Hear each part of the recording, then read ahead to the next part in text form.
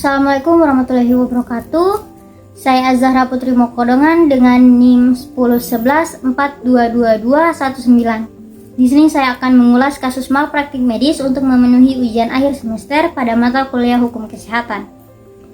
Dalam hal ini saya akan mengangkat kasus tentang Ibu Wati, seorang warga Tanjung Uban, Kecamatan Bintan Utara, yang mengeluhkan buruknya pelayanan Rumah Sakit Umum Daerah Provinsi Kepri Tanjung Uban. Pasien mengalami infeksi pasca operasi sesar, perutnya berlubang dan mengeluarkan bau busuk. Bapak Tony selaku suami Ibu Wati mengatakan pada tanggal 30 Januari 2018 lalu, istrinya melahirkan secara sesar lalu dirawat inap selama 3 hari. Anehnya, selama 3 hari pihak rumah sakit sama sekali tidak memeriksa luka bekas operasi apalagi mengganti perbannya. Namun sebelum tanggal 8 Februari istrinya mengeluh sakit di bagian perut. Saat dilihat ternyata di dinding perut istrinya sudah basah dan menimbulkan bau bahkan berlubang. Saat itu ia kemudian membawa istrinya ke Puskesmas Mentigi Tanjung Uban. Karena operasinya di rumah sakit, jadi pihak puskesmas menganjurkan untuk pergi ke rumah sakit juga. Pasang suami istri ini sudah kecewa sekali dengan pelayanan rumah sakit. Jadi mereka memutuskan untuk tidak dirawat lagi di rumah sakit itu atau Rumah Sakit Umum Daerah Provinsi Kepri Tanjung Uban lagi. Tony sang suami lebih memilih luka istrinya dibersihkan saja di puskesmas. Tetapi malah Tony disuruh membawanya ke rumah sakit di Tanjung Pinang. Selain itu, ia mengeluhkan banyaknya nyamuk di rumah sakit plat merah tersebut. Setelah sang buah hatinya lahir, ia mengeluhkan ke perawat banyak nyamuk di ruangan bayi. Tetapi perawat yang berjaga saat itu justru memberikan obat pengusir nyamuk atau yang biasa kita sebut dengan baygon. Sangat tidak mungkin untuk menyemprotkan baygon di ruangan yang ada bayi. Terkait keluhan pasien bernama Wati atas buruknya pelayanan Rumah Sakit Umum Daerah Provinsi Kepri Tanjung Uban ini, Humas rumah sakit tersebut bernama Ranti dikonfirmasi belum memberikan jawaban. Begitu juga direkturnya bernama Dr. Kurniakin yang juga belum memberikan jawaban sama sekali.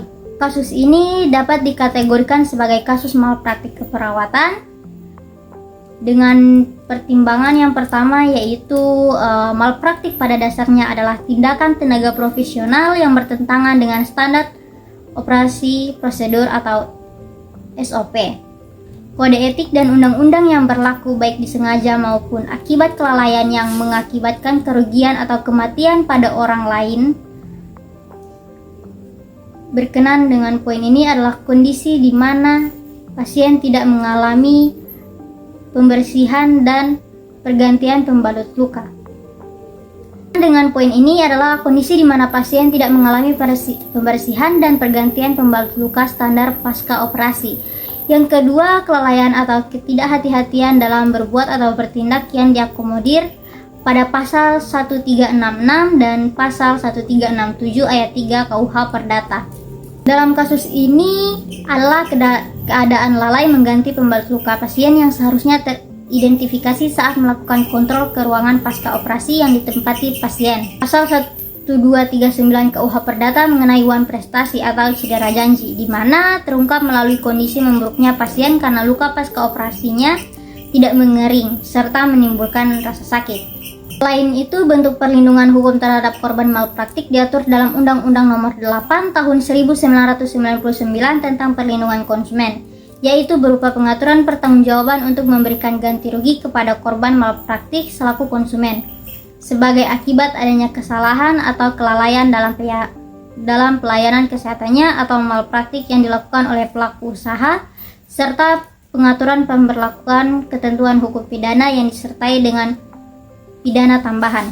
Dan itu pada pasal 19 ayat 1 Undang-Undang Perlindungan Konsumen yang selengkapnya dinyatakan bahwa pelaku usaha bertanggung jawab untuk memberikan ganti rugi atas kerusakan, pencemaran, dan atau kerugian konsumen akibat mengonsumsi barang dan atau jasa yang dihasilkan atau diperdagangkan.